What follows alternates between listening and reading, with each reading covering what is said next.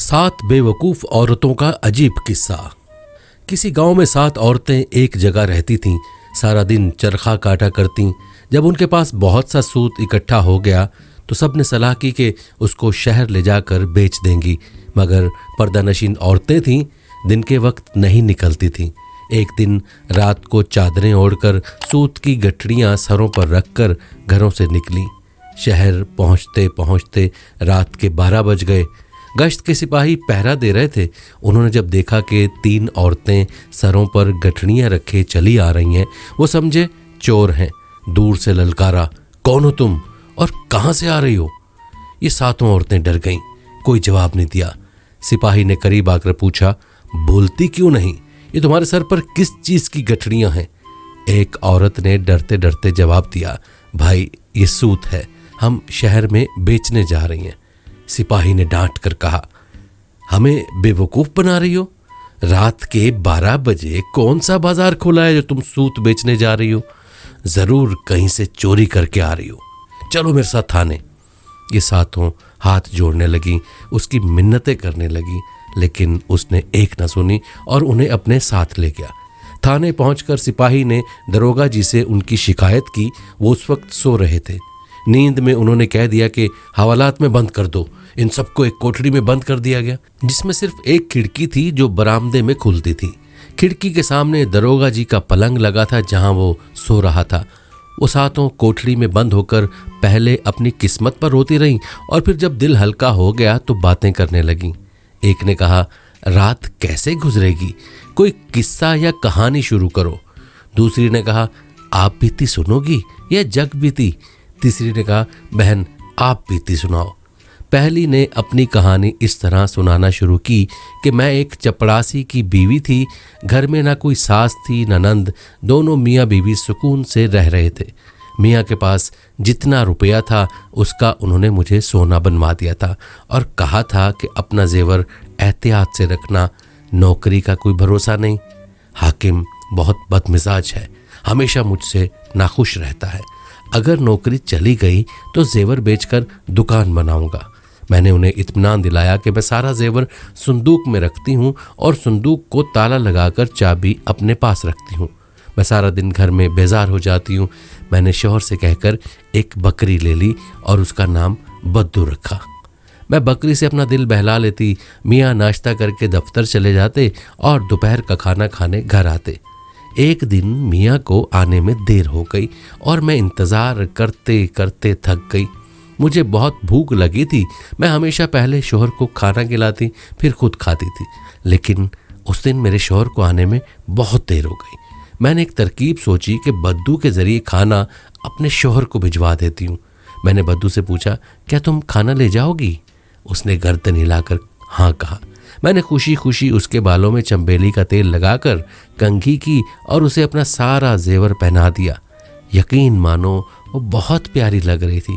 फिर मैंने एक उजले दस्तरखान में खाना बांधा और उसकी गर्दन में लटका दिया। मैंने उस पर अपना भारी दुपट्टा ओढ़ दिया और उसे दरवाजे से बाहर निकाल दिया। फिर मैंने खाना खाया और बर्तन धोए। फिर अपने पलंग पर लेटी थी कि मियाँ घबराए हुए आए और आते ही कहा, बीवी जल्दी खाना दे दो। मैं हंसने लगी और कहा कि मेरे साथ मजाक न करें, क्या आपका खाना आप तक पहुंचा नहीं? शौहर ने पूछा, मेरा खाना कौन लेकर गया है? मैंने कहा, अपना ही आदमी लेकर गया है। शौहर ने तेज आवाज में पूछा, अपना आदमी?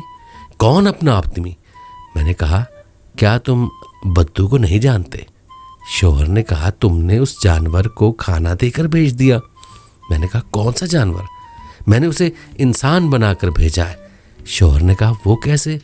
मैंने कहा कि मैंने उसे अपना सारा जेवर पहनाकर और अपना दुपट्टा उड़ाकर भेजा था ताकि वो तुम्हारी तरफ कचहरी में पहुंचे तो तुम्हारी शान में इजाफा हो। शौहर ने जब ये सुना तो सर पीट दिया और फौरन गली में भागा।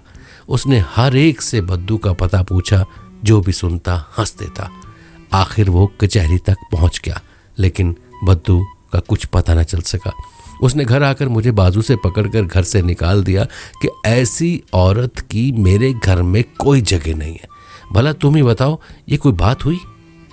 दूसरी औरत ने कहा, बहन मेरे मियाँ काफ़ी पैसे वाले थे, वो तिजारत करते थे, 6 महीने घर पर रहते थे और 6 महीने बाहर। मेरी शादी को 1 महीना गुजरा था कि मियाँ को परदेस जाना पड़ा। मेरी तन्हाई के डर से उसने मेरी माँ को बुलवा लिया। उसने सारे साल का सौदा सलफ घर में रखवा दिया और कुछ ऊपर से पैसे भी दे गए।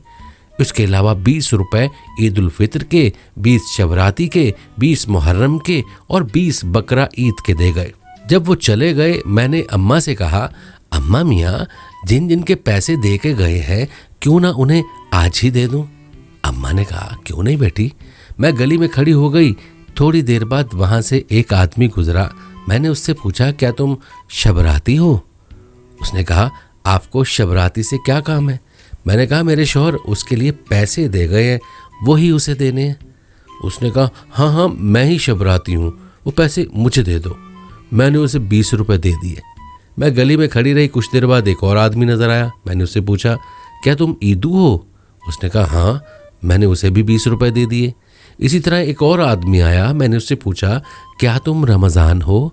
उसने कहा, हाँ। तो मैंने उसे भी 20 रुपये दे दिए। इसी तरह बकरा ईदू के पैसे भी दे दिए। हम माँ बेटी खुश थी कि आज सबका कर्ज उतर गया। मेरे घर में बहुत सारा सामान मौजूद था, इसलिए मैंने मोहल्ले के लोगों से कहा कि अगर किसी को कोई सौदा चाहिए हो तो ले लिया करें। जिसको जो चाहिए होता ले जाता। मोहल्ले की औरतें मेरे जेवर और कपड़े भी उधार ले जाती और फिर वापस कर जाती। इसी तरह कुछ ही दिन में सारा सामान खत्म हो गया और बात फाकों पर आ गई।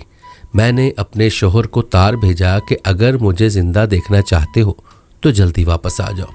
शोहर अगले ही दिन वापस आ गया और पूछा कि क्या कोई चोरी हो गई है? इतना सामान और पैसे कहाँ गए? मैंने कहा, आप जिस जिसको पैसे दे गए थे मैंने उनको दे दिए। मैंने खर्चे के पैसे साथ वाली औरत को उधार दे दिए क्योंकि उसको ज़रूरत थी, और मोहल्ले के लोगों को खाने पीने की चीज़ें चाहिए थी, मैंने उनमें बांट दी थी।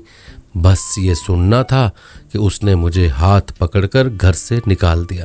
बहन, भला ये भी कोई बात हुई जिस पर मुझे घर से निकाल दिया? ये सुनकर तीसरी बेवकूफ़ औरत बोली, मेरे मियाँ भी दफ्तर में नौकर थे। अल्लाह का दिया सब कुछ था, आराम से ज़िंदगी गुजर रही थी। मेरी शादी को 3 माह हुए थे। मेरे पकाए गए सब खानों में मेरे शौहर को हरीरा बहुत पसंद था। मैं जब भी पकाती मेरा शौहर कहता, तुम बहुत थोड़ा बनाती हो, मेरा पेट नहीं भरता, किसी दिन बहुत सा बनाओ। ये बात बार बार सुनकर मैंने एक तरकीब सोची। एक दिन जब शौहर दफ्तर गए तो मैंने हमसाई को कहकर उसके शौहर से सूजी, शक्कर और सारा सामान मंगवा लिया। घर में एक कुआं था, मैंने सूजी, शक्कर और सारा सामान उसमें डाल दिया और बांस लेकर हिलाने लगी। थोड़ी देर बाद चखा तो फीका था। मेरे पास पैसे नहीं थे। मैंने अपने हाथों के कड़े बेचकर और सामान मंगवा लिया। मैंने सारा सामान कुएं में डाल दिया, लेकिन वो फिर भी फीका था। मैंने तंग आकर अपना सारा जेवर हमसाई को दिया और कहा, इसे बेचकर और सामान ला दो। उसने ऐसा ही किया। मैंने फिर से सारा सामान कुएं में डाल दिया। अब की बार हरीरा गाढ़ा हो गया, लेकिन अब भी फीका था। मैंने हमसाई से पूछा, अब क्या करूं? उसने कहा, घर रहन पर रखवा के और सामान मंगवा लो। मैंने कहा, ठीक है, ये काम भी तुम कर दो। उसके शौहर ने जल्दी से घर रहन पर रखवा के सामान ला दिया। अब की बार सामान डाला और हिलाया, फिर चखा तो अब हरीरा मीठा था। मैंने शुक्र अदा किया। थोड़ी देर बाद शौहर आ गया। उसने आते ही खाना मांगा। आज मैंने खाना नहीं बनाया, मुझे वक्त नहीं मिला। शौहर ने कहा, क्यों, ऐसा क्या किया है? मैंने कहा, आज मैंने आपके लिए इतना हरीरा बनाया कि आप खुश हो जाएंगी। उसने कहा, अच्छा, जल्दी से ला दो। मैंने कुएं में डोल डाला और डोल भर के हरीरा बाहर निकाला। मैंने ज़बरदस्ती 1 चम्मच शौहर के मुंह में दिया तो उसने कहा, ये क्या कीचड़ मेरे मुंह में डाल दिया है। मुझे ये सुनकर बहुत गुस्सा आया और मैंने कहा, मैंने इतनी मेहनत की है और आप इसको कीचड़ कह रहे हैं? मैंने आपके लिए कुआं भर के हरीरा बनाया, अब सारी ज़िंदगी खाएंगे तब भी ख़त्म नहीं होगा। मैंने शौहर को बताया कि मैंने जेवर बेचकर इतना सामान खरीदा है। शौहर ने हैरान होकर पूछा, क्या जेवर बेच दिया है? मैंने कहा, हाँ, इससे भी काम नहीं चला तो मैंने घर को रहन पर रख कर सामान लिया है। ये सुनकर शौहर गुस्से में आ गया और मुझे पकड़कर घर से बाहर निकाल दिया। कि ऐसी औरत की मेरे घर में कोई जगह नहीं है। भला तुम ही बताओ इसमें मेरा क्या कसूर था। ये सुनकर चौथी औरत बोली, बहन, मेरे शौहर सौदागर थे, गोदाम सामान से भरे रहते थे, ग्राहक सामान लेने आते और कभी शौहर भी बाहर जाते थे। जेवर कपड़े की कमी नहीं थी, लेकिन मेरी आदत थी कि 15-15 दिन कंघी ना करती थी और ना ही कपड़े बदलती थी। शौहर जब भी घर आते, ना तुम खुद साफ रहती हो ना ही घर को साफ रखती हो, तुमसे साफ घर की लोंडियाँ रहती हैं। घर को साफ करवाया करो, खुद भी साफ रहा करो। ये सब सुनकर मैं तंग आ गई थी। एक दफ़ा शौहर किसी काम से 2 दिन के लिए बाहर गए तो मैंने गोदाम खोलकर चूने की बोरियां बाहर निकलवाईं और पानी में घोलकर पूरे घर में सफ़ेदी कर दी। लौंडियों ने मना किया तो मैंने उनको डांट दिया। फिर ज़ाफ़रान निकलवा कर घर की दीवारों पर उसके पौधे बनवाए। मैंने एक बाल्टी में बहुत सारा अतर मिलाया और नहाई, अपना सारा जेवर पहना और तैयार होकर बैठ गई। शाम से पहले शौहर घर में दाखिल हुए तो सबसे पहले यही पूछा, क्या कोई इत्र की बोतलें टूट गई हैं? आज तो बहुत खुशबू आ रही है। शौहर इतनी जल्दी में था कि उसने घर की किसी चीज़ पर गौर ही नहीं किया और सीधा कमरे में आए।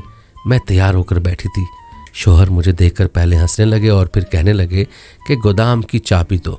मैंने कहा, अरे घर तो देखें।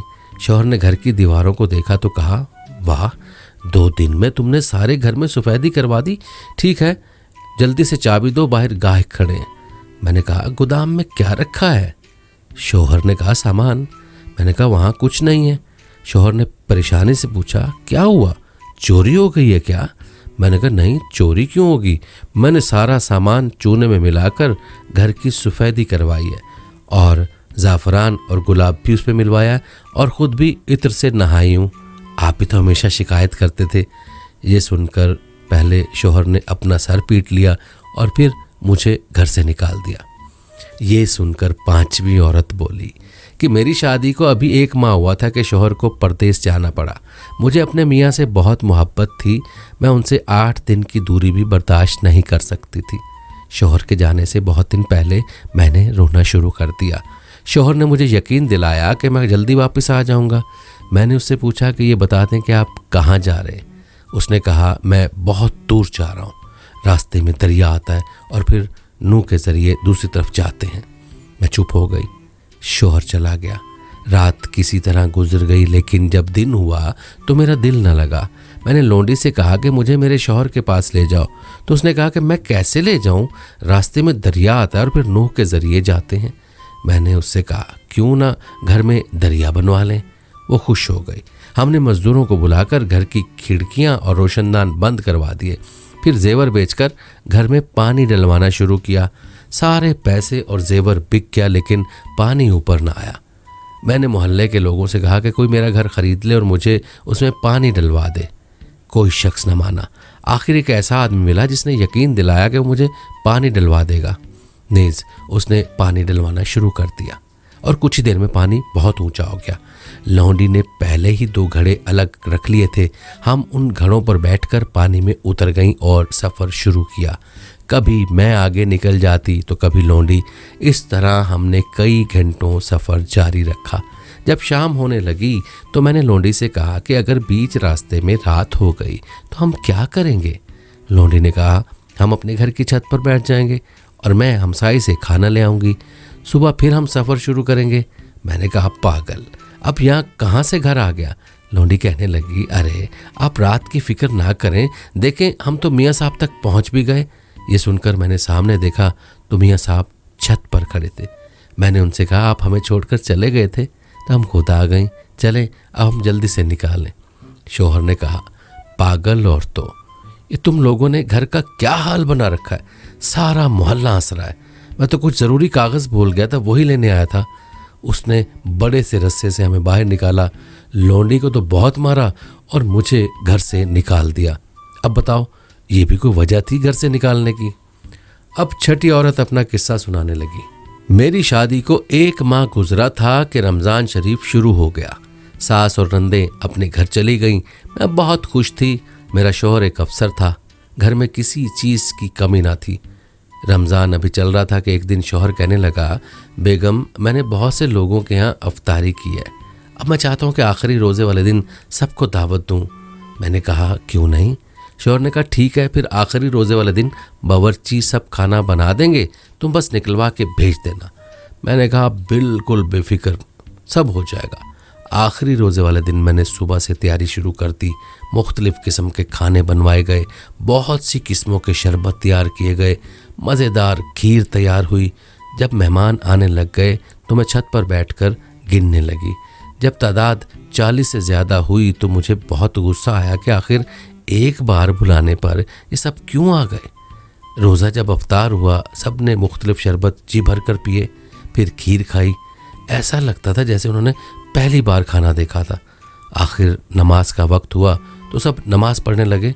मैंने सोचा कि हर तरह के शरबत पीने और अफ्तारी करने के बाद अगर मेहमानों की तबीयत ख़राब हो गई तो मेरे शौहर की बहुत बदनामी होगी। ये सोचकर मैंने सारे खाने छत से नीचे गिरा दिए और कुछ भी न छोड़ा। नमाज के बाद मेरा शौहर मेरे पास आया और कहा कि जल्दी से खाना भिजवा दो। मैंने उसे सारी बात बताई कि इस डर से कि कहीं लोगों की तबीयत ख़राब ना हो जाए और आपकी बदनामी ना हो, मैंने सारा खाना फेंक दिया। ये सुनना था कि मेरा शौहर सर पकड़ कर बैठ गया और कहा कि बेवकूफ़ औरत, तुमने मेरा नाक कटवा दिया। अब मेरे घर में तुम्हारी कोई जगह नहीं है, यहाँ से अभी निकल जाओ। 7वीं औरत ने कहा, बहनों, मैं अपने बहन भाइयों में सबसे बड़ी थी, लेकिन मेरे लिए कोई रिश्ता नहीं आ रहा था। मेरी छोटी बहनों की सबकी शादी हो गई थी। मेरी अम्मा बहुत परेशान रहती थी। एक दिन किसी का रिश्ता मेरे लिए आया तो अम्मा ने तनख्वाह कम होने के बावजूद हाँ कर दी। अम्मा ने बहुत सा सामान मुझे दिया। पहले तो सब ठीक था, लेकिन महीने बाद जब शौहर ने 50 रुपये देकर कहा कि इससे घर चलाना है तो मैं बहुत परेशान हुई। मैंने अम्मा के घर कभी इतने कम पैसों पर गुजारा नहीं किया था। मैंने एक हमसाई को दोस्त बना लिया और हर माह एक एक जेवर बेचकर गुजारा करती रहती। इस तरह 1 साल गुजरा और सारा जेवर बिक गया।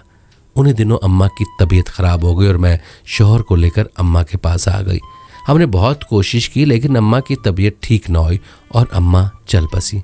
मैंने शौहर से कहा कि बड़ी होने के नाते अम्मा की सारी तदफीन और रसूमात मैं करूँगी। शौहर ने कहा, लेकिन मेरे पास पैसे नहीं हैं। मैंने कहा, आप कर्ज़ ले लें। उसने कहा, मैं कर्ज़ कहाँ से दूंगा? अगर तुम अम्मा की कोई भारी चीज़ उठा लो तो मैं ये काम कर सकता हूँ। मैंने कहा, ठीक है, तुम फिक्र ना करो। उसने 2000 का कर्ज़ ले लिया और इस तरह शान व शौकत से सारा कुछ हो गया। सब ने मेरे शौहर की बहुत तारीफ़ की। मैंने विरसे में से कुछ भी ना लिया। मेरे शौहर हैरान थे, लेकिन मैंने उन्हें कहा, मैंने भारी चीज़ उठा ली है, आप फिक्र न करें।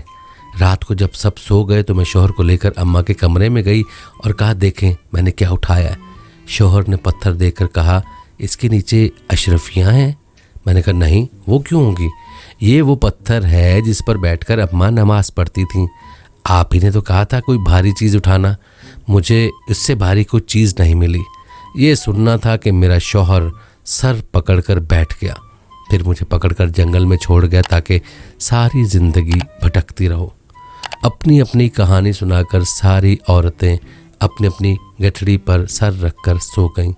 सुबह हुई तो दरोगा साहब ने सिपाही को कहा, इन 7 औरतों को छोड़ दो और उनका सूत बेचकर उन्हें पैसे ला दो, क्योंकि वो उनकी सारी कहानियाँ सुन चुके थे और उन्हें यकीन हो चुका था कि दुनिया की सबसे बेवकूफ़ औरतें हैं।